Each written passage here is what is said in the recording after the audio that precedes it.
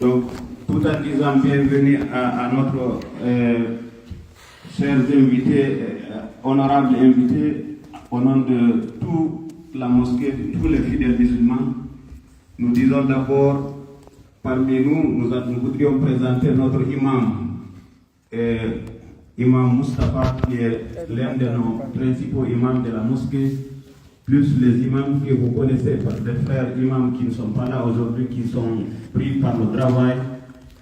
Vous les connaissez tous certainement, mais comme ils sont absents aujourd'hui, ils sont avec nous de cœur, ils sont au travail.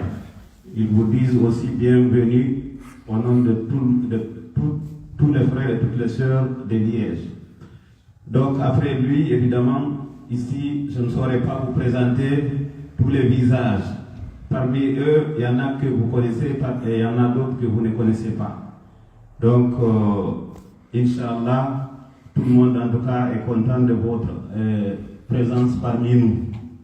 Et vous souhaite heureux séjour en Europe, heureux séjour à Liège, et heureux séjour vraiment partout où vous passez. Et vous souhaitera aussi un beau retour dans notre pays natal. Inch'Allah, et je ne vais pas tarder, nous allons lui passer le micro et Inch'Allah demander qu'Allah le Tout-Puissant nous accorde l'attention sur ce qu'il nous dira et que ce qu'il nous dira soit profitable ici et l'au-delà, Inch'Allah. Assalamu alaikum wa rahmatullahi wa barakatuh.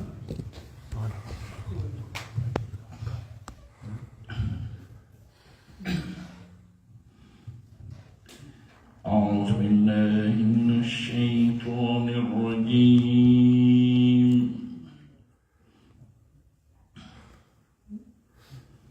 بسم الله الرحمن الرحيم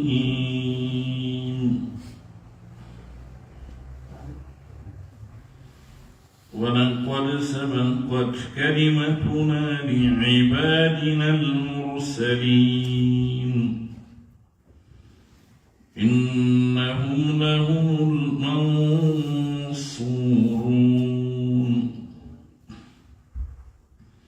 وإن جندنا لهم الغالبون فتول عنهم حتى حين وأبصرهم فسوف يبصرون أفبعذابنا يستعجلون فإذا نزل بساحتهم فساء صباح المنذرين وتول عنهم حتى حين وأبصر فسوف يبصرون سبحان ربك رب العزة عما يصفون وسلام على المرسلين والحمد لله رب العالمين. بسم الله الرحمن الرحيم.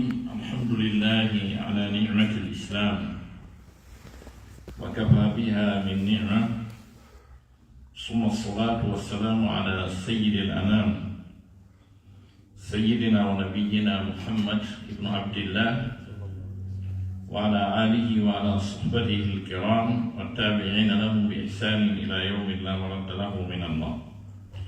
أما بعد، أيها الإخوة الكرام، الآباء والأمهات والأساتذة الأجلاء، أيها المشايخ الأئمة الدعاة الطلبة الحضور الكريم،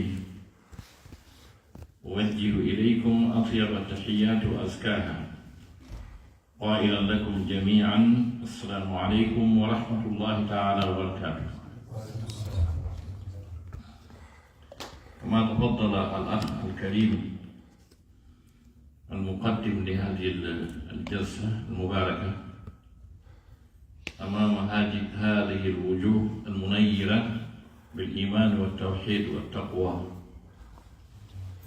فموضوعنا يدور حول الأخوة الإسلامية. قبل الشروع أو دخولي في الموضوع، أسأل الله سبحانه وتعالى أن يجعل كل كلمة أقولها هنا خالصة لوجه الله الكريم، وموافقة للكتاب والسنة، ونافعة للأمة المحمدية. وأسأله جل شأنه أن يجعلكم أيها المستمعون الأعزاء الأكارم الأفاضل الأحباء من الذين يستمعون القول فيتبعون أحسنه. إن شاء الرحمن ما كنت أتوقع أن نجد من ضمن الإخوة إخواننا العرب، ما يكون المغربيين أو الجزائريين. هذا ما كنت أتوقع أن أجد إخواننا هؤلاء يعني في هذه المحاضرة. إن شاء الرحمن أحاول بعد يعني الكلمات التي ألقيها بلغتنا المحلية، يعني بلغة الفلاتة، أحاول أن أفعل يعني موجز بما أقوله باللغة الفرنسية إن شاء الله، حتى يعني تؤم الفائدة يعني. هاي مسيبة جلبة تدوبة سيئة الله سبحانه وتعالى وتقول لهم ودي بآدم نيمين دوين جيدو نيما جماوتي أسكد يقول كل إن جلبة نيما قلت ماون دمو الله سبحانه وتعالى مدرتو جيان غالي ورن جيدو ديتي. هاي إن شاء الرحمن يوتر من دي يلوتو إكويتي الأخوة الإسلامية، بمعنى كويتيكم نين قوتو ياغن إسلامنا. I'm not going to maintain to come some more than find dog. Can be bully. Hand what I'm going to see, but in my garage. What is known, or not for me, come for the main Kulkani, Bayangani, Baluang, and I, we Carabet, Benton, young Benton cities, and our Mawali Siat. A Karakam of the main won't be no good, nodding for the Imam will be present. Hari insyaallah misampanuki di mana hari bemusi temen ranebe mitawai bega jono pai hibega begen titade sibioti pula ni biamu tikesera mi jumla na ibesera kafaransi fi yoro be fam seda ko on yoti kon insyaallah. Conference notata ko herti nana be kambe tum jango ni bandu ni mudu mara non français ko leti inshallah. Hani yotu gol fi wete bon al-ukhuwa al-islamiyya ko dum do wiyete nene goto yagal l'islam ngal, nene goto yagal l'islam ngal dum hino jeya e ko ɓuri mawnude e kaɗo dina meɗen l'islam, nden goto yaade l'islam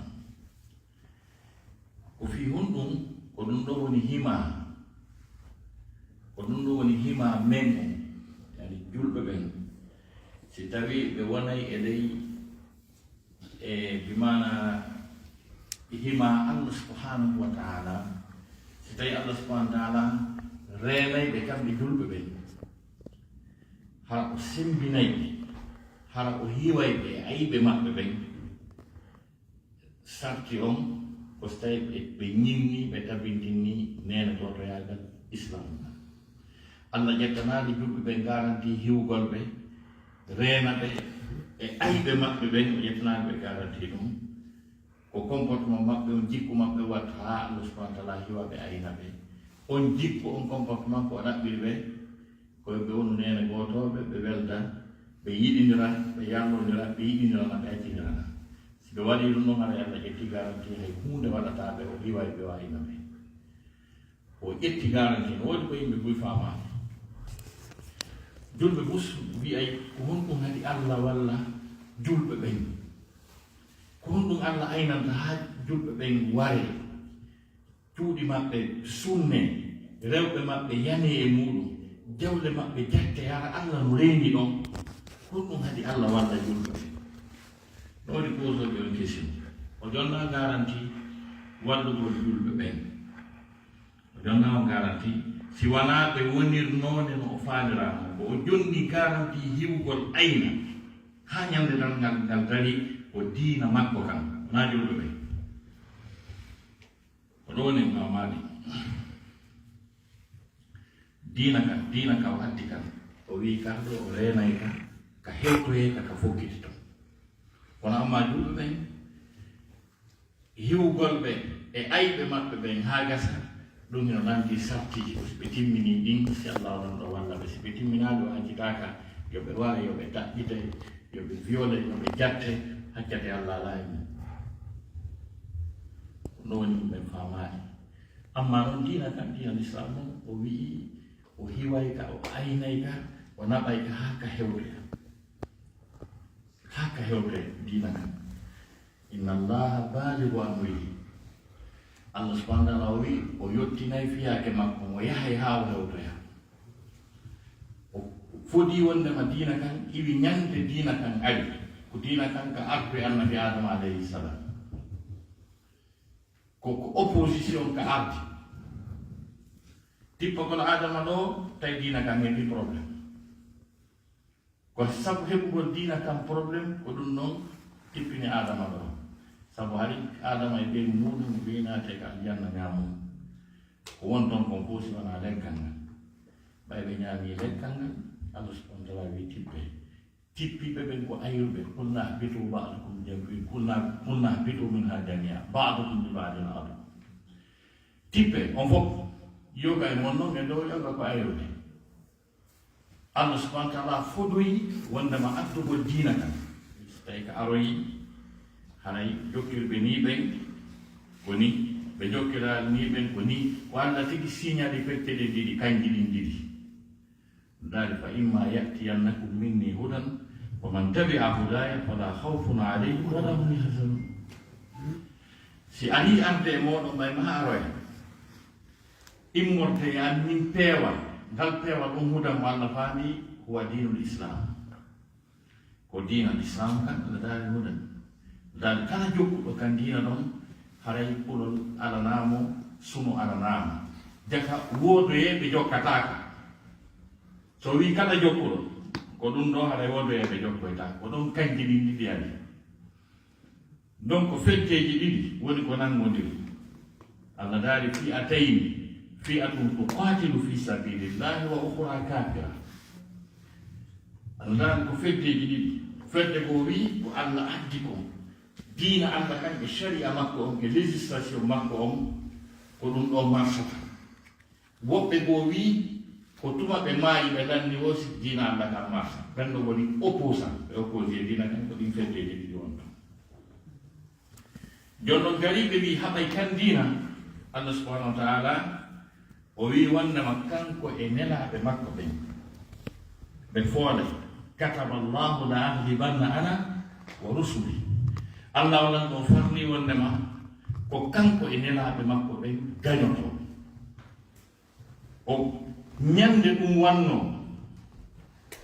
bimana feddeji bus jani faction ji jani molanaɓi dartino ɗum dartiɓen fof o halkiɓe ha aroy fewno firawna wi wondema feƴƴuɓen fof ala hakkille ala faamu dolna sina ɗum harayno ɓe lannino fi ɗum o darti o addi doole makko ɗen fof e ƴoyre makko nden fof bindi mum gotum allah subhanahu wa taala halkimo dina kam feƴƴi ka avance ha ñande hewtoyi rasul sallllahu alayhi wa alihi wa sahbihi wa sallam allah subhanahu wa taala foolini diina kan fooli allah wiya ko mi wino kon marsay gasi lanni mi wino kon mi adda ha yewtoy Allah dali al yawma ya'isa alladhina kafaru min dinikum فلا تخشوهم واخشوني اليوم أكملت لكم دينكم وأتممت عليكم نعمتي ورضيت لكم الإسلام دينا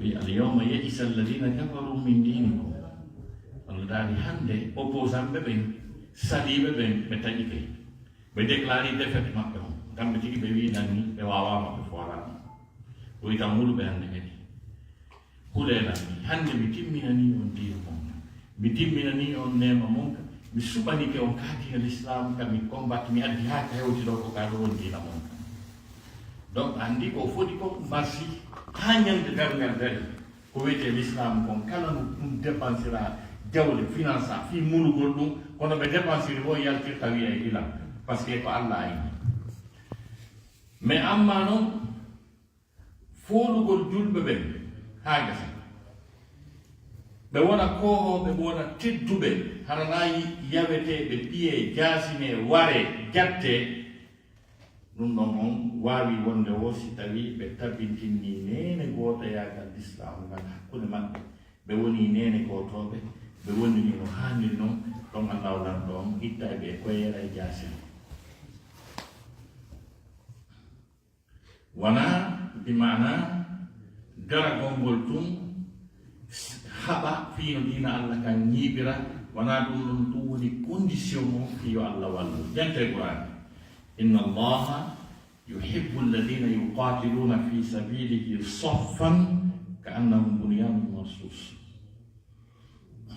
mo sifi bimana dariɓe ɓen hino haɓude fiino dina allah kan ñiiɓira mo sifi noon ɓe wayi noon wayni ɓe yiɗi ɓen e maɓɓe ko wawɓe ni ɓen inna allaha mo allah yuhibbu alladina mo yiɗi ɓe yimɓe yuqatiluna fi sabilihi ɓe no haɓa fiino dina allah kan ñiiɓira soffan hara ɓe saffini est ce que ko en saffa goto hande alamul islami o gono e konngol gotol ino e programme gotol soffan tawa hiɓe saffini ka annam tawa hiɓe waɗi taw bunyanum wa maadi marsus mahandi ha gasi ñeñña jogidirako ha o sifi gueɗe est ce que no sifori ni woni wawde o haadali ɗum e wigol soffan ɓe saffini o wi ka annahum bunyanum marsus ka annahum bunyanum marsus tawa hiɓe waɗi bimana wa maadi mahadi ñenna sattina ko majjum ɓe o si ɓe waɗi noon haray allah no yiɗi ɓe allah yiɗa ɓe ha gasa ɓe fof waɗa ɓe jasine jon noon o yeetinoke wonnama wata o waɗu ni wattiron ni ko ni wontirton wonane wala tanasa'u fatafshalu wa tadhhaba rihukum wata on puuɗodir serton wata on sertu wata on ayru si on ayri on serti on puuɗodiri on pottali on lurri allah daali fatafshalu perdon ko wiyete alfashal ka haala arab ko wiyete français échec fashal veut dire échec fatafshalu wa tadhhaba rihukum miri momon doole mon ɗen himamu mon yaha tawa hande kadi na o fof tawi so ɗon ɗuuɗi kon fuufara fof o layi huuɓe mo gondiri na min haal ɗum koye ko qouran ƴeyga tafsir ko allah onan ɗo wi ɗum o sayi heɓen échec ɓeya fottunoɓe woni e konngol gotol jogitirniɓe sifa mo allah o latno yamiri yoɓe wawu noon ha gasi ɓayɓe wayi noon miri maɓɓe on dolnuno tawi nela sasma maaki kulol heeferaɓe ɓen e maɓɓe hino yaha ka yaarete lewru jante moƴa si heeferaɓe ɓen no mowgodiri ɗo keɓe ƴetti arsenal arme maɓɓe nden fof sarde combat e misilje maɓɓe fof ɓe jogui kon fof fi haɓugol julɓe ɓen si ɓe andi hakkude julɓe ɓen no arde ɓe ari ha ɓe hewti tawa kamɓe wonɗon e kamɓe wonɗon no yaare lewru ɓe mooɓay ɓe dogat ɗaykata julɓe ɓen tawaɓe noon ko waɗi noon hari ɓen ɗon hibe no Allah wirno no faala.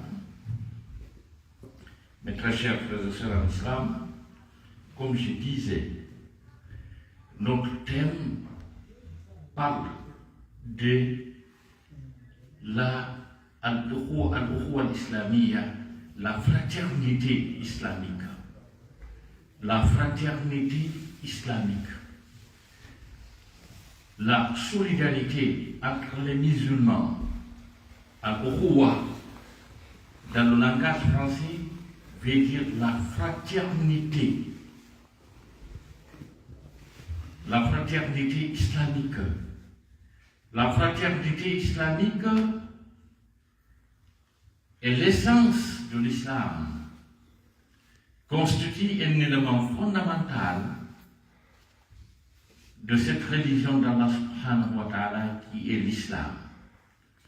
Car c'est cette fraternité, c'est avec cette fraternité que nous pouvons avoir la protection divine. C'est quand nous consolidons le lien islamique, la fraternité islamique, qu'Allah subhanahu wa ta'ala nous protège. Sans cette fraternité, Dieu ne nous protège pas. Il nous laisse avec nos ennemis. Et les musulmans ne peuvent avoir une victoire sauf par le secours d'Allah subhanahu wa ta'ala. Les mécréants, eux, à travers leur positionnement, leur position de rapport de force, leur armement, n'est-ce pas, peuvent combattre. Mais nous, ce n'est pas l'arsenal que nous avons, ce n'est pas la force que nous avons, il faut une protection divine, une assistance divine pour avoir la victoire. Dieu dit, وَمَنْ نَصْرُ إِلَّا مِنْ عِنْدِ اللَّهِ.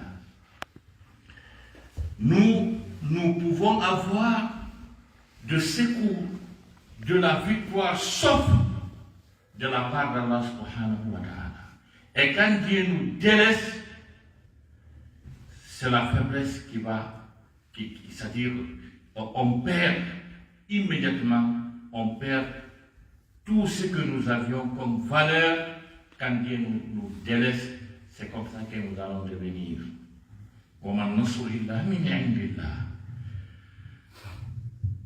Beaucoup de nos frères musulmans n'ont pas compris quelque chose. Ils se posent des questions. Pourquoi Dieu ne nous assiste pas? Pourquoi Dieu, avec son omnipotence, son omniscience, sa grandeur, sa force, de tout ce qu'il y a comme moyen pour vaincre, pourquoi il laisse les musulmans? Il ne les assiste pas, il ne les aide pas. Dieu n'a jamais donné une garantie de protéger les musulmans. La protection des musulmans, n'est-ce pas, est conditionnée. La seule chose que Dieu a accordé la garantie pour protéger, pour pérenniser, c'est l'islam, c'est la religion. C'est seulement la religion. La religion est protégée par Allah subhanahu wa ta'ala et la religion, n'est-ce pas, parachèvera comme il a bien dit. Il a vaincu tous les ennemis de l'islam. Tout ce qui vient à l'encontre, à combattre cette religion, n'est-ce pas, Allah subhanahu wa ta'ala a tout anéanti. Jusqu'à ce qu'il dit dans la sourate Al-Maïda, la table servie, il dit Al-Yawma ya'isa alladhina kafaru min dinikum. Aujourd'hui, les mécréants se sont déclarés vaincus. N'est-ce pas? Ils se sont déclarés vaincus, c'est-à-dire ils ne pourront rien maintenant contre votre religion. Dieu dit min dinikum, il n'a pas dit minkum. Al-Yawma ya'isa alladhina kafaru lam yaqul al-Qur'an minkum bal min dinikum. Fala takhshawhum. Ne leur craignez pas. Wakhshawni, craignez-moi. Aujourd'hui, j'ai parachevé votre religion. J'ai parachevé également ma miséricorde et ma grâce, qui est encore l'islam.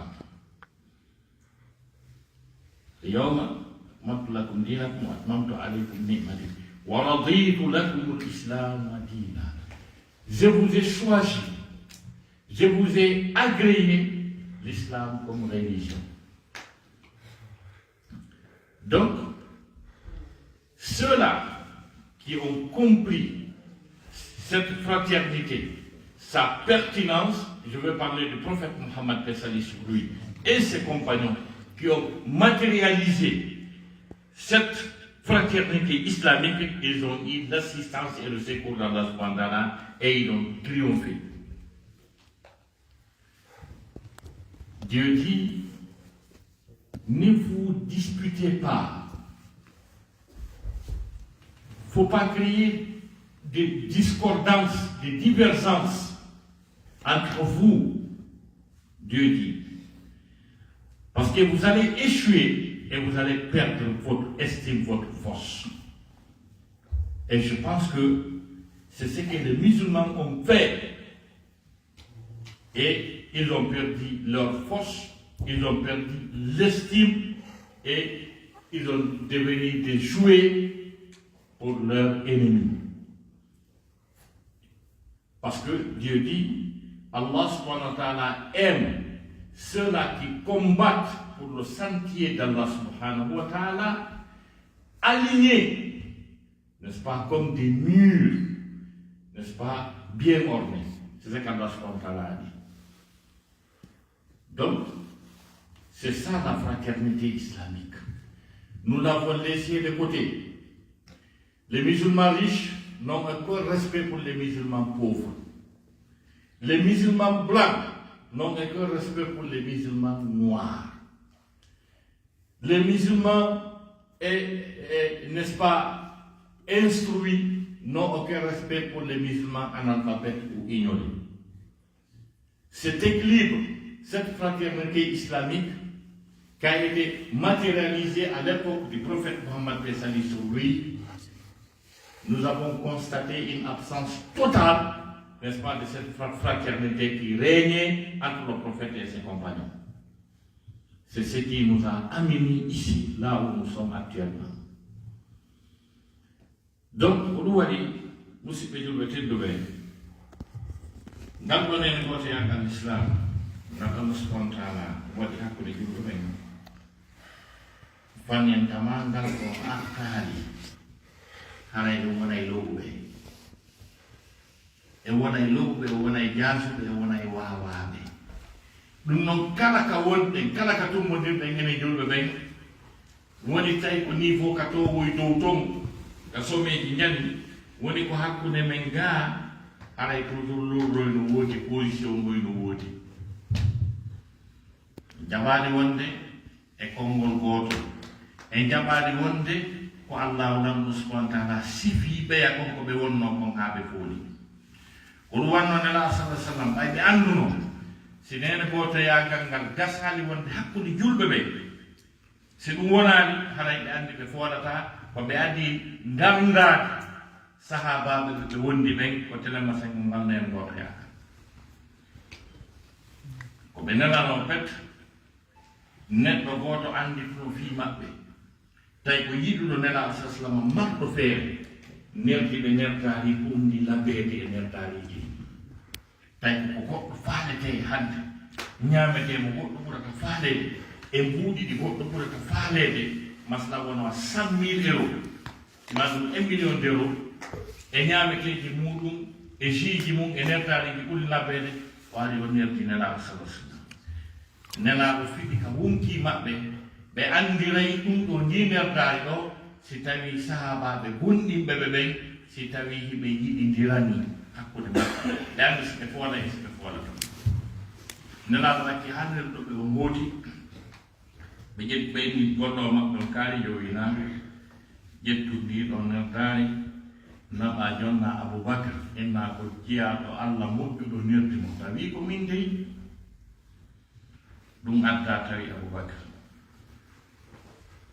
o ndaari o tawi mo hato jinni e ɗum nden ñande mo weela emo mari probléme yoɓugol joddi suudu naɓugol ɓeygol labtaade yoɓangol fayɓe lekkol sammiiɗo e rowaari yahi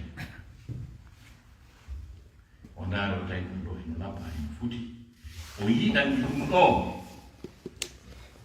e seydna Umar bun Khattab o yini ƴettunaɓa jonna Umar bun Khattab hara wi'aani ko min inna ko jiyaaɗo Allah moƴƴuɗo tunderde mum ɗum ngari tawi Umar bun Khattab o ndaari tawi hatto jinni himo faala o yini ƴettu ɗum naɓa jonna Ousmane ɗum ngari tawi Ousmane ndaari tawi himo faala o yini ƴettu ɗum naɓa jonna Ali ɗum adi tawi seydna Ali tawi himo faala o inni ƴettu ɗum jonna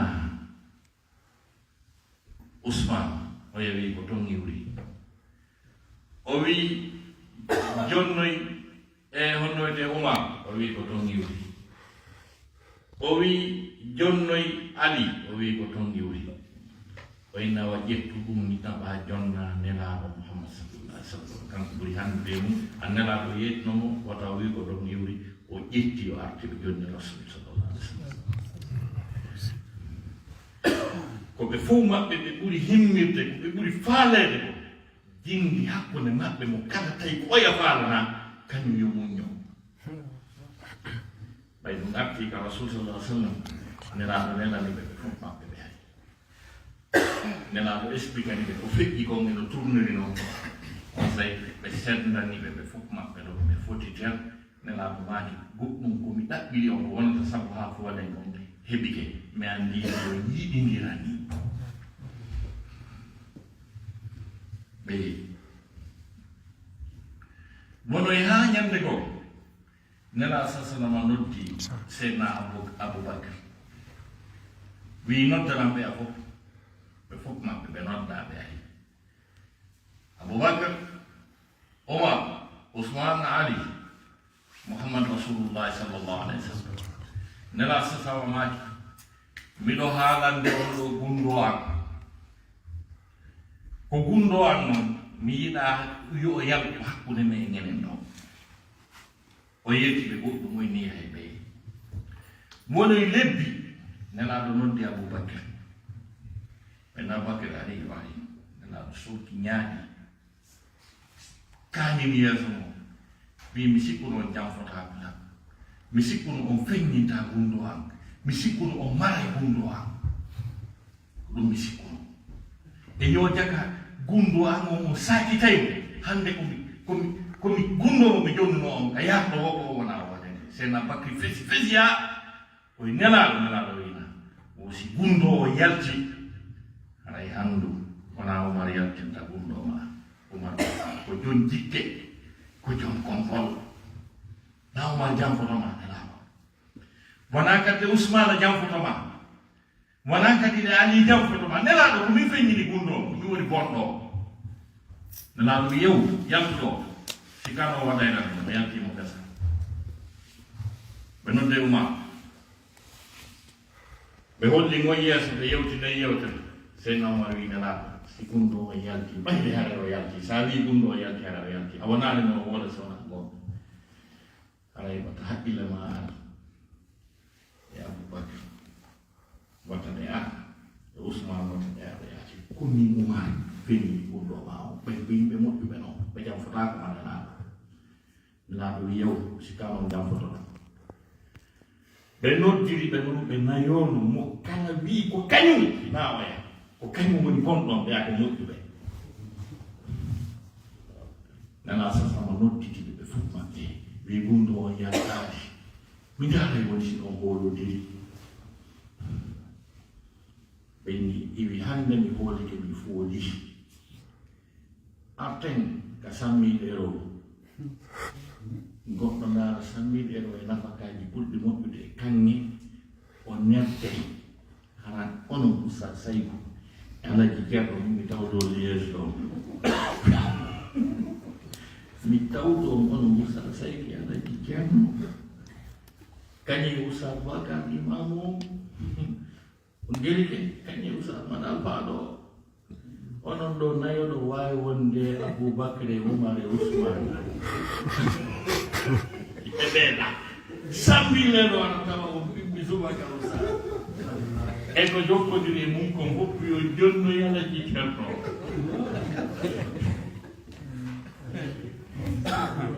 Sinu wodiray non.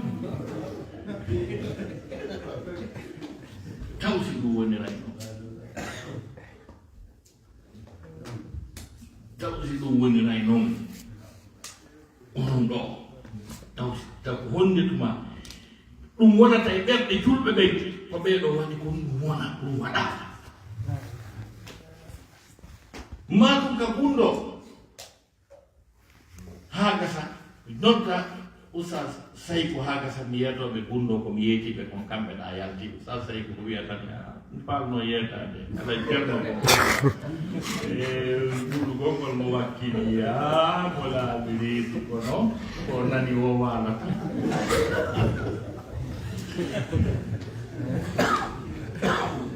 min on ɗo Allah ɗan nan bonnu ko ɗum ɗo on nelaɗo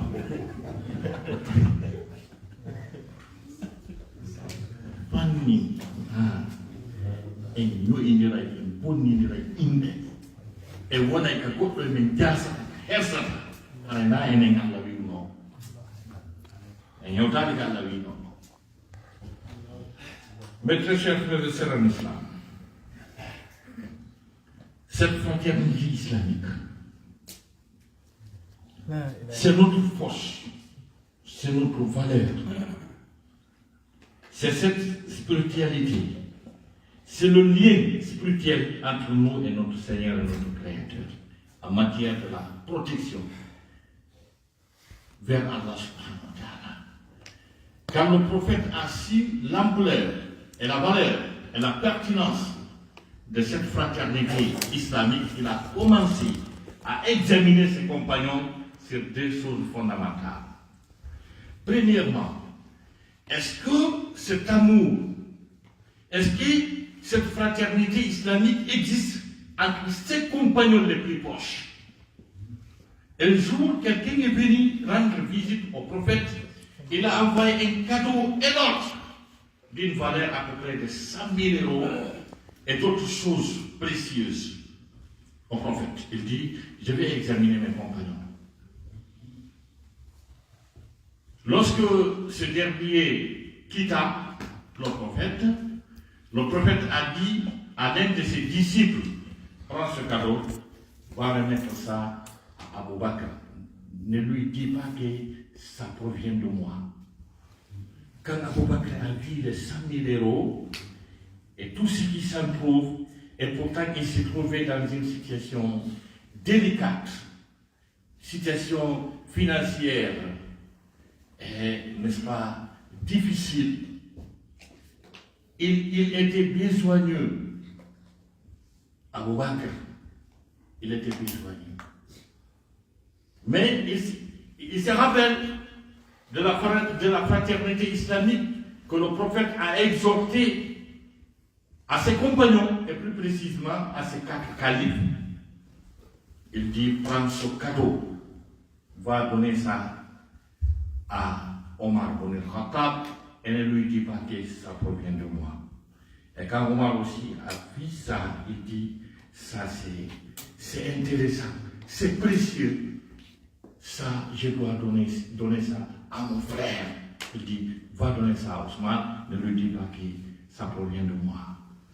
Et quand le cadeau arriva à Ousmane également, il a fait le même acte, n'est-ce pas, vers Ali. Et finalement, Ali dit, va donner à Ousmane, il dit, ça vient de là-bas. Alors va donner à Omar, il dit, ça vient de là-bas. Il dit, va donner à Abu Bakr, il dit, ça vient de là-bas. Il dit, alors va donner ça au prophète. Il prend, il renvoie ça au prophète. Le prophète les interpelle tous, il les appelle, il dit, j'ai compris aujourd'hui que je vais gagner, je vais triompher. Parce que j'ai su que chacun aime le bien, c'est-à-dire ce qu'il aime pour soi, il aime ça pour son prochain. Et il a partagé le cadeau entre eux.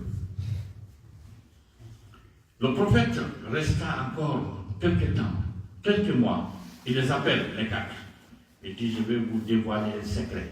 Je vais vous donner un secret. Mon secret. Je n'aimerais plus que ce secret soit diffusé au sein de la société. Il le laisse, quelques mois après, il appelle Abou Bakr. Il dit, je ne pensais pas que vous oserez de dévoiler mon secret. J'ai pensé que vous aviez ce respect pour moi. Il dit, mon secret est dévoilé. Dans la cité, ça devient un événement. Chacun en parle. Abou Bakr pleura. Il pleura. Il dit, le prophète, si le secret est dévoilé, et je suis persuadé que le secret est dévoilé parce que tu n'as jamais dit, tu as dit seulement que la vérité. Il dit, sache, ce n'est pas Abou Bakr. Abou Bakr a une piété qui dépasse de dévoiler ton secret. Ce n'est pas également Ousmane, ce n'est pas aussi Ali. C'est moi qui ai divulgué ton secret. Il dit, sors chez moi. Je ne pensais pas que vous allez me traiter ainsi. Abou Bakr sorta en pleurant. Il appelle Omar. Omar aussi fait la même chose. C'est-à-dire, il incombe, n'est-ce pas, cette responsabilité de divulguer le secret du prophète à lui-même. Il a épargné les autres. Et les quatre, chacun a pris cette responsabilité, c'est-à-dire en soi, et il a épargné les autres. Le prophète les appelle et dit, mon secret n'est pas dévoilé. Je voulais tout simplement savoir s'il y a de respect et de la confiance et l'honnêteté entre vous. Aurait été nous avec les 100 000 $, 100 000 €. Ce que j'allais dire, donne ça à l'autre là. C'est cet exemple-là que j'ai donné avec les quatre là, comme les Omar, les Abou Bakr, parce que c'est des gens que j'ai connus très longtemps ici à Liège. Parce que, pour ça, il peut y avoir 100 000 € et dire tous les 100 000 €, donner ça à la tchèque. Est-ce qu'on est arrivé là? Ça peut être. Hein? Oui, on n'en sait pas. On n'en sait pas. Mais est-ce qu'on est arrivé là? C'est ça le problème. Donc, on y est venir, non? Mon canal, il a dit, oya, il a dit, oh, mon canal, renti, bon, nous, il y a et tout, nous, bon. Et j'en fais bon. Quand il y a le sifuri, mais qu'est-ce qu'il y a? Ndare ko ɓeeɗo yiɗindiranno haa tawi ɓe yiɗindiranno haa tawi joni oya no ɓurani ɗum hoore mum tawi feƴƴi joni matériel o yiɗindirangol téléphone e galle ɓe yawtoyɗon tawi joni ko taw oya no ɓurani ɗum hoore mum e raswatu muta ha sahabaɓe jeego watti murude tamarore wootere e mura seeɗa jonnoya tamarore wootere ɗon ka tappiɓe ha goɗɗo addani siɗɗo mum ndiyam tawi so yarina ko daɗa e mayde ɗon ka o jaɓi ndiyam ɗon mo welti o fuɗɗi yarde ɗum o nani goɗɗo no otta oyni jonnon ɗon ko ɓuri ɗon ɗede on fuɗɗi yarde ɗum o nani o yano otta o jonnumo ko on ɓuri faalede ndiyam ɗam haa ka jeega o haa gasi o inni a jiiɗon ɗa ɓe mbaawa o ari jonnugol hikkiiɗo ɗon o tawi o maayi o dogi o ari oɗa o tawi o maayi o dogi o ari ka mo fuɗɗora noon o tawi o maayi o dogi ka sakkiti ɗon o tawi o maayi ndiyam ɗam lutti ɗon may goto e maɓɓe yarani ɓeɗo ko sahabaɓe yewti hen ko qur'an yewti e fi mum ko nanaɗo sallllahu alayhi wa alihi wa sahbihi wa sallam iwgol maɓɓe makka ɓe ar madina no jeeya e ko ɓe addi wadde télémacin o ka huwodiral hakkude julluɓe waɗgol nene goto yagal hakkude iwɓe makka ɓen e tawaɓe madina ɓen mi sifano on ɗo ko feƴƴi ko wa'anta o wa koyɗo wa'ana o wa koyɗo so reefa e woni sahabajo nelaɗo waɗi ɗon ka sahabaɓe ɗiɗo nen goto yaade ɓen ɗon omo waɗi on nen goto on mo madina tawi komo allah yanñani mo allah okkoyo on wi kaarijo wi na mo nelaɗo waɗi en nen goto awa ko ni tawruɗaadi a taw miɗo mari e villa Nice a taw miɗo mari villa Paris a taw ka compte an 2 millions d'euros ɗon ka nder compte an ko ni tawruɗaami a tawdiran e sonnaɓe ɗiɗo ko ni tawruɗa woni mammi wonde village ɗin ɗiɗi oya Nice oya Paris suɓoɗa ɓuratnono o mi waɗa kayit ɗo anjii o wi honno wiyete 2 millions d'euros amon hinnuɗo 5 mo 1 million d'euros ƴettu o inni sonnaɓe am ɓen ɗiɗo hino ɓeɗo daaro ɓuratnomo o mi accita mo ƴetta kan koye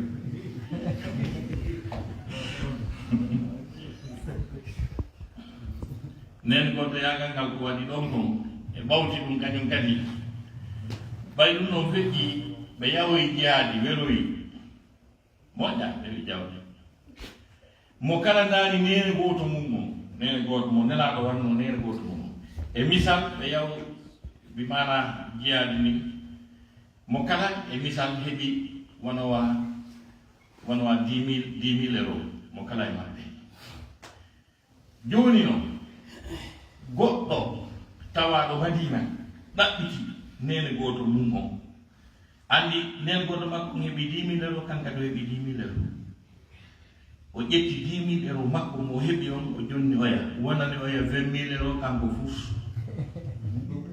eyi wanayi wo koyɗol kono en aray ka Qur'an aya jene tawi noon na ɗum no ngardini ko situation makko on ƴettude 10 000 euros on jonni tawi ko onno fewdori e nder 10 000 euros ko jonna kon himo ñawlino 3 000 euros ɗinɗo yoɓaka o gandi 10 000 on ko 7 000 luttayno tawi e himo mari ɓiɓɓe yoɓanteɓe l'école mo mari assurance ji perduɗi ɗum ɗon kadi ƴetta wono 2 000 euros e nahara joni ko 5 000 euros lutti e nder o 5 000 euros ɗon mo ñawlino suudu no jattede tawi suudu ko 10 000 euros déjà o heɓi déficit mo 5 000 euros e nder 10 000 on ɓe makko ino sowi no sabbi opération ɗum ko hawrata ko 1000 euros woni 6 000 euros déficit c'est à dire hay so wendike 10 000 euros ɗum couvratamo e probléme ji yo tawtani ko hoore nden satten ɗin probléme ji o ƴetti 10 000 euros makko oyale heeɓi o jonni oya est ce que on faami ɗum moƴƴa qur'ana wi walladina tabawwa'u ddara wal imana min qabl yuhibbuna man hajara ilayhim wala yajiduna fi sudurihim hajatan mimma utu wa yusiruna ala anfusihim walau kana bihim khasasa ladari wa man yuqa subha nafsihi fa ulaika humul muflihun o aya ɗo si bi expliqué o aya ɗo mi yahanoyi aya goto ka suratul hujurat ana bayanam hande men jiri ni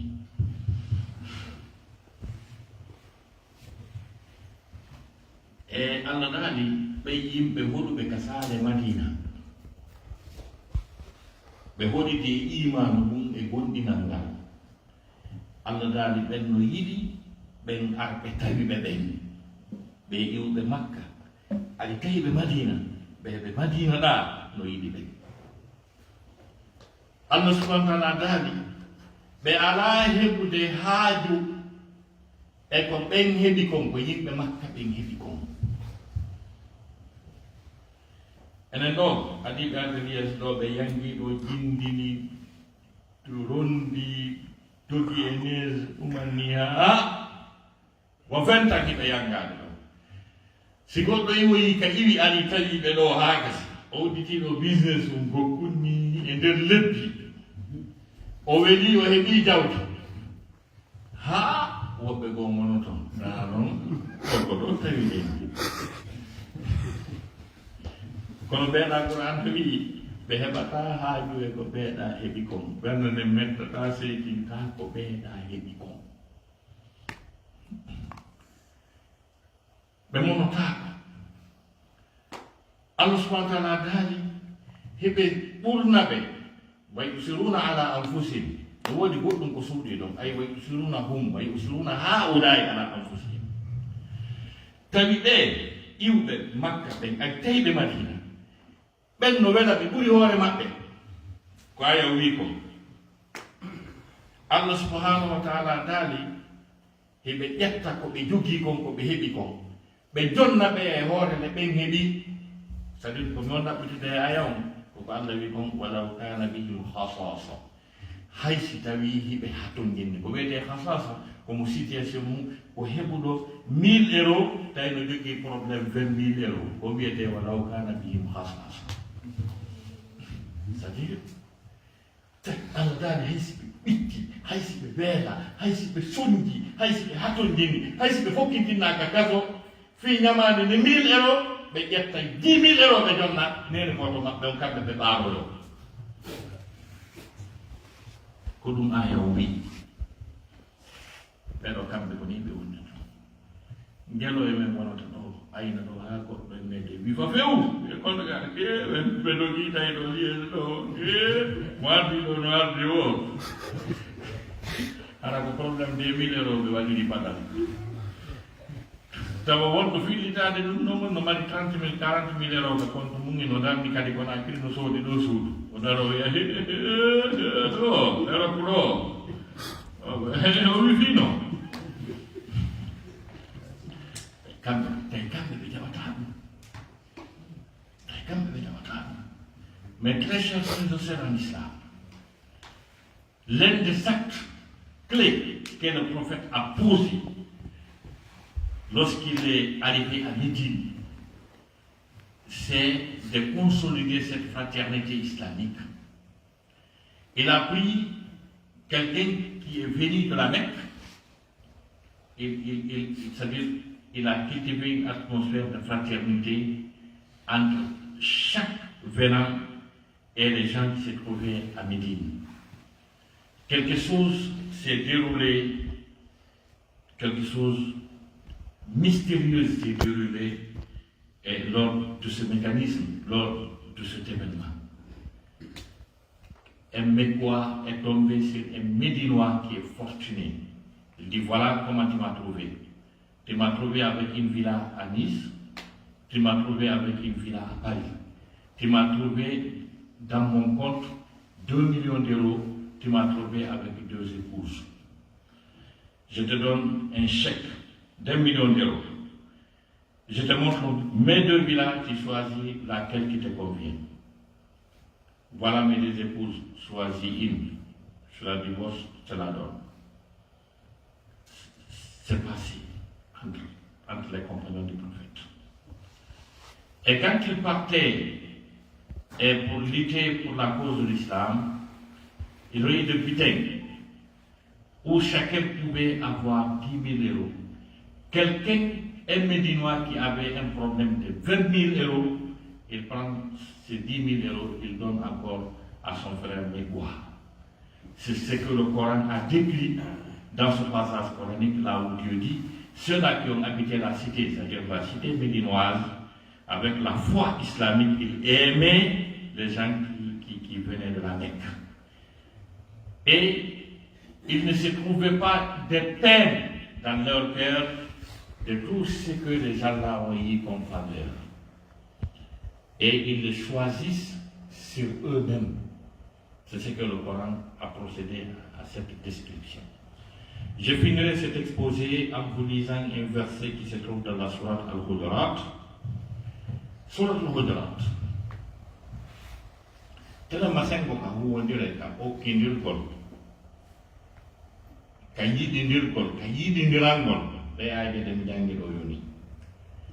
telema sengo ka rentondirgol haqqeji ɗin tawa mo kala men no renti fiwata lorɗo o yaha e kala noone no goɗɗo wawata lorrirde l'islam kañum jaɓaali yo bani adama lorɗo bani adama l'islam jaɓaali yo julɗo lorɗo julɗo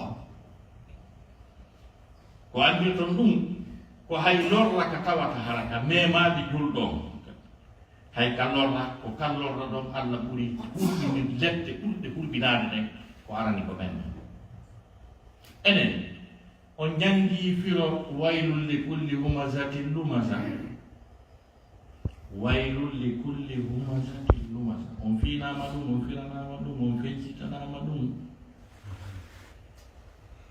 allah daali bone lette wodani kala on ño'irowo gite ño'ira toni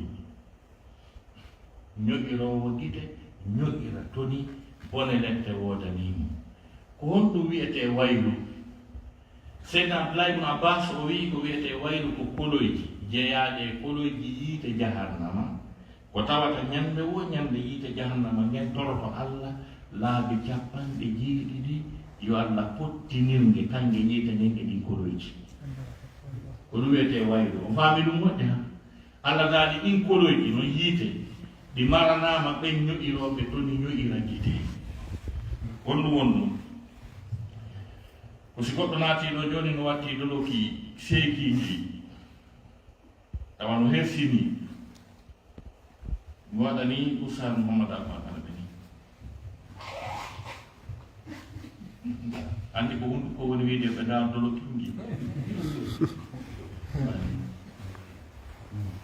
bambarne gite omala toɗa aɗa paɗe sikata ko wonɗo ena paɗinji goɗɗo watti tawa ɗum o susta wonde ɓe nanayi o kappira ɓe o hollira ɓe gite ɗen o hollira ɓe toni ɗum ha gasa ko ɗum waɗɗo ɗum ɗon andi o yi'aali waɗaɗo ɗum o yi'aali o andaali na haala sakko wona o yenna na o ɓudda waɗuɗo ɗum ɗon on no marana koloyji yiite jahannama ɗe yiite ngen muɗoto allah laabi capanɗe jeeɗɗi chaque jour a ko ɗum wiyete waylul li kulli humazatin lumasa nena sallah sallam hakkude makko e abdoullahi ibn ummi maktum to abasa wa tawalla asawata a pawnelaɗo ɓorte dolokke annabaako mum dolokke annabaako mum ko nelaɗo fela ha nelaɗo sikki allah itte annabaako mum e jumo makko o naada mo yiite tawi kon woni sababu kon ɗum sababu nusul abasa wa tawalla non sababu nusul ko nela asasama yewtidi e heɓeraɓe ɓuuraychiyankoɓe ɓe ɓurɓe jogagol jawdi jogiiɓe sorti d'usine ji e industrie ji multinational ji homme d'affaires accanaɓe leydi ta goto pette ɓe tiwi la ilaha illallah huɗuji jokkay ɓen ɓe wi minen naafimi yiiɗa ko wolta kon ɗa wondi toon e yinkoy fannitamaɗa wonde koy ta noddumen mais yiɗa yiwgol koy haɗa men jaasi nenaɗo wi mi etoto yiide ngara koye koye battotako ɓe wi ɗon ɓe nelaɗo organise ha heɓidi e maɓɓe rendez-vous ɓe nooti kadi ɓe ari nelaɗo fuɗɗiɓe waajade mokkuɓe jaɓi sahabajo no wi abdoullahi ibn ummi maktum bumɗo mo yiyata o yaltiti ɗon o yaaɓi basen ɗiɗi orena manno ya mouhammad andimnima annamakallah mouhammad jettindinan ko allah tindinma kon o yaaɓi donokaji ɗin ɓeyam seytini moni nelaɗo andi programme um boni ko nelaɗo ñirɓini yeeso mum won ɗon holli weldanaki abdoullahi ibnu ummi maktum no arde e rasul no hujjude dali abasa wa tawalla an jaahu l ama abasa o jirɓinike wa tawalla o hujjiɓe mum on maare makko allah feeli rasul sallah sallam ayo action ɗo feɗimo ƴange soto abasa ko fiyon ɗum waɗanɗa ene hiɗa yanana ɓeya jaɓay e yo goɗɗo ara e maɗa no wiide janna gujja allah fiɗi nenaɗon ha nenaɗon mabude wuri jondare musidɓe julɓe tedduɓe ko ko honɗum nelaɗo waɗɗi Abdoulaye ibnu Ummi Maktum ko bunɗo si ɓe yennunomo nana si ɓe ɓuccunomo Moussa kono ko yeeso mon sansi ɓe hucci ɗum kon ɗum tampini bunɗo yii yeeso jirɓiningo bunɗo yii si goɗɗo hucci o gandi ko nelaɗo waɗimo ko mo anndali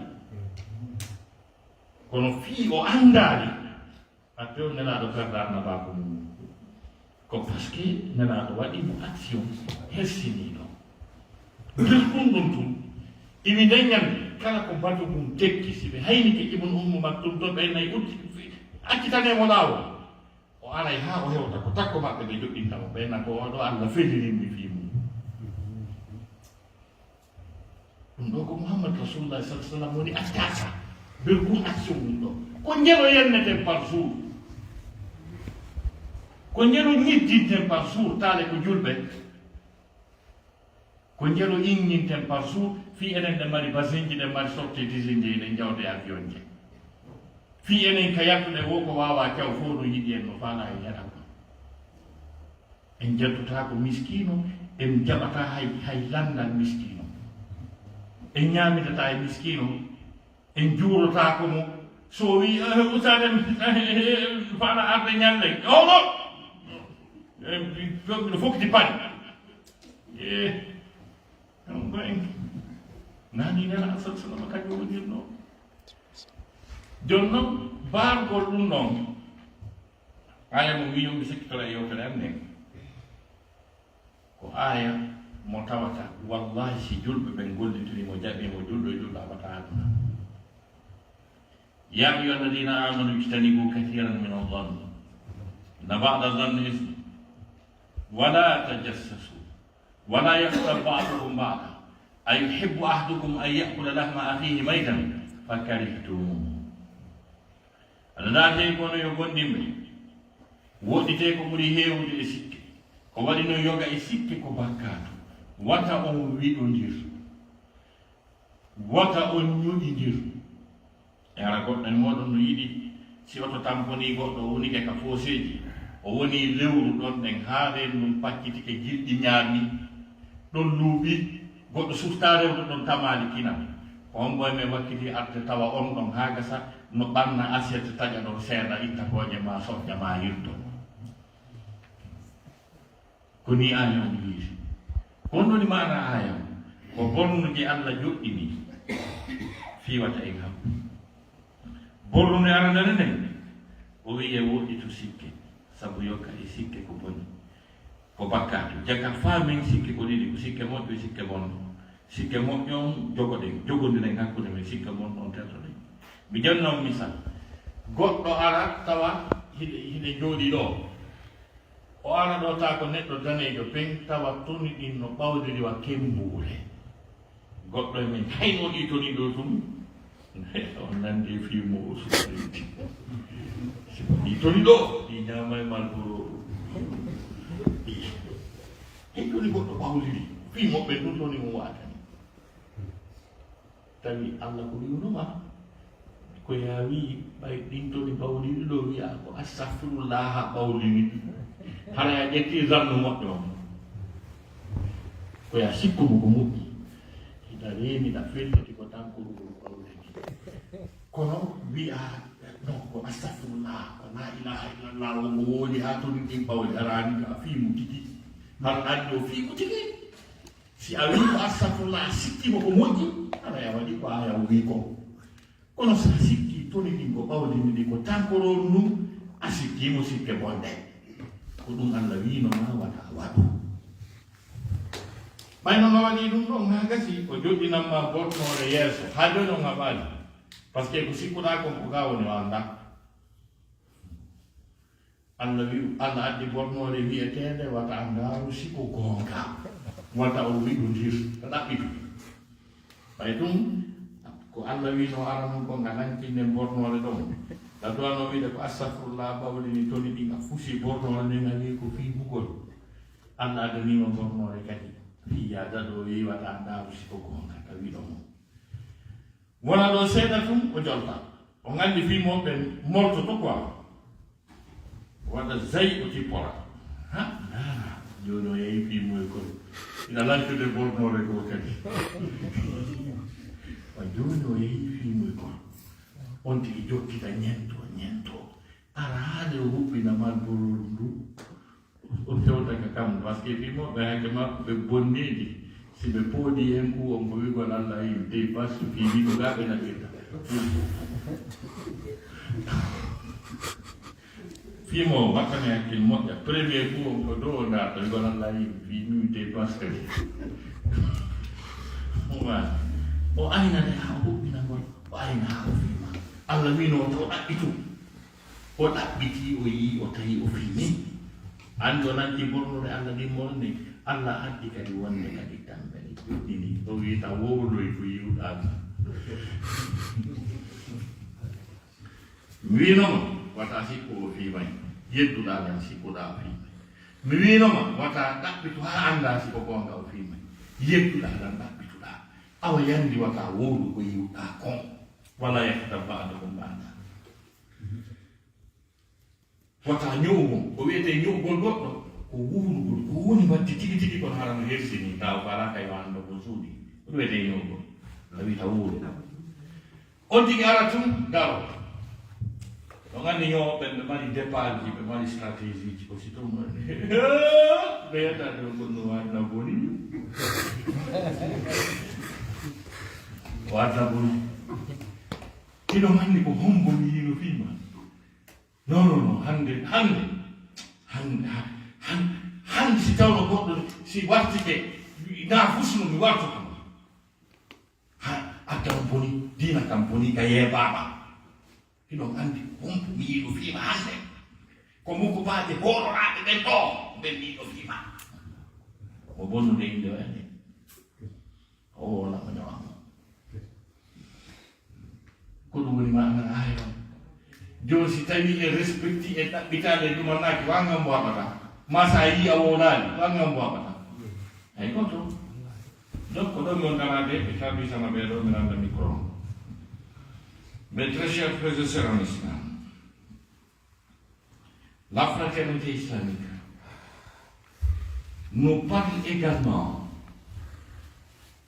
de faire en sorte de ne jamais porter préjudice de n'importe quelle nature à son semblable musulman. Préjudice. Tu ne dois pas l'insulter, tu ne dois pas le médire. J'ai donné un exemple sur le prophète Muhammad sallallahu. Déjà, lui a dit Waïlou li kulli humazatin lumaza. Le mot Waïl, selon Abdullah ibn Abbas, il dit ce sont des puits de feu, de la fournaise, que même Jahannama, chaque jour, demande la protection d'Allah subhanahu wa ta'ala pour ne pas être jeté sur ces puits-là. Et Dieu dit, Allah a réservé ces puits de châtiment à ceux-là, n'est-ce pas, qui portent préjudice moraux à leurs semblables. J'ai donné l'exemple. Quelqu'un vient qui rentre, il est mal habillé, et je fais un signal à Oussal Momadalpa pour qu'il sache que ce monsieur-là, il est mal habillé. C'est comme par exemple quelqu'un qui fait comme ça. C'est ce qu'on appelle Waïlul li kulli humazatin lumaza. Le prophète Messalie sur lui, un jour, il a négocié avec les fortunés de la Mecque. Ceux-là disaient, nous voulons t'écouter, mais il y a des gens de bas profil qui te suivent, nous n'aimerions pas nous retrouver avec ces gens-là. Donc si tu veux qu'on se rencontre, il faut les épargner de toi. Il faut les faire éloigner de toi. Le prophète a eu cette opportunité, ce privilège. Ils ont accepté le rendez-vous, ils sont venus. Il y a un compagnon du prophète qui est aveugle, Abdullah ibn Maktoum, qui est rentré, il ne voit rien, il piétine ces gens-là et rien. Le prophète a montré un visage qui n'est pas heureux de l'acte d'Abdullah ibn Maktoum, parce qu'il s'est trouvé dans une stratégie qui pouvait donner un grand pas à l'islam, parce que c'est des gens, une seule personne de ces gens-là, s'il accepte l'islam, il y a des milliers qui vont le suivre. Et quand le prophète a changé de visage, quand le prophète s'est détourné d'Abdullah ibn Maktoum, Allah subhanahu wa ta'ala a parlé amplement de ce acte du prophète. Allah a reproché le prophète. Ibn Maktoum qui est aveugle, qu'est-ce qu'il a su de son problème? Quand le prophète l'insultait, il pouvait entendre. Quand le prophète lui frappait, ça allait lui causer du mal. Le prophète ne l'a pas frappé, le prophète ne l'a pas insulté. C'est un aveugle. Il n'a pas vu l'acte que le prophète a fait, mais Dieu a reproché le prophète. Donc, Allah subhanahu wa ta'ala nous a parlé d'un verset coranique qui se trouve dans la sourate Al-Hujurat. Là où Allah subhanahu wa ta'ala a dit Ya ayyuhalladhina amanu ijtanibu kathiran minan nas. Éloignez-vous de la suspicion. C'est-à-dire, ne pensez jamais du mauvais à vos semblables. Il dit, ne vous espionnez pas.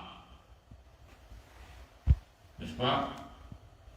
Allah subhanahu wa ta'ala a dit de ne jamais parler à l'absence de vos semblables ce que vous n'osez pas parler à leur présence.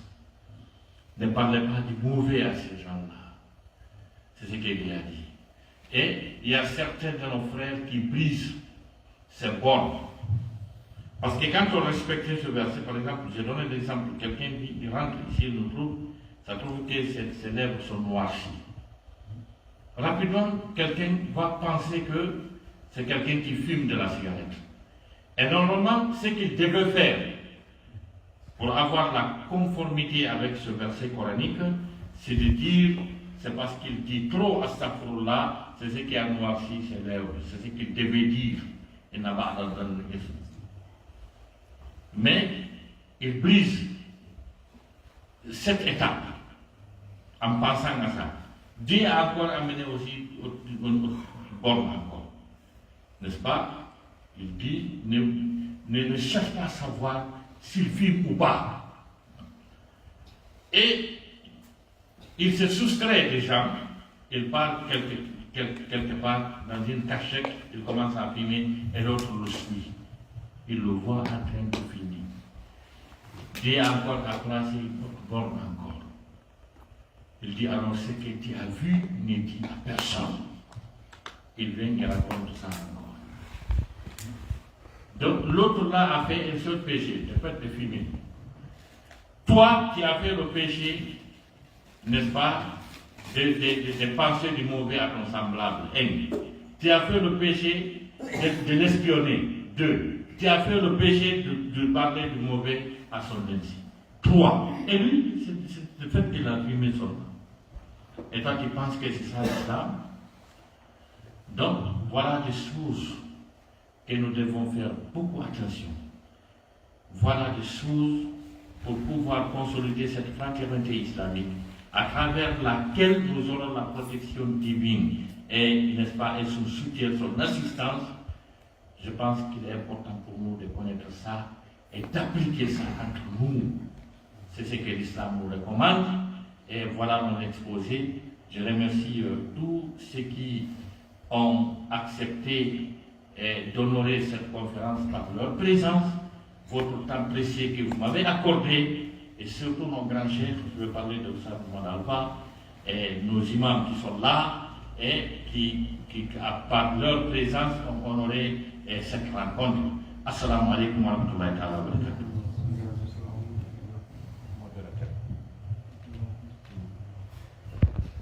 Alhamdulillahi rabbil alamin. En weltanike Allah subhanahu wa ta'ala ko tawni en o wakkatu ɗo e nde ñalande ɗo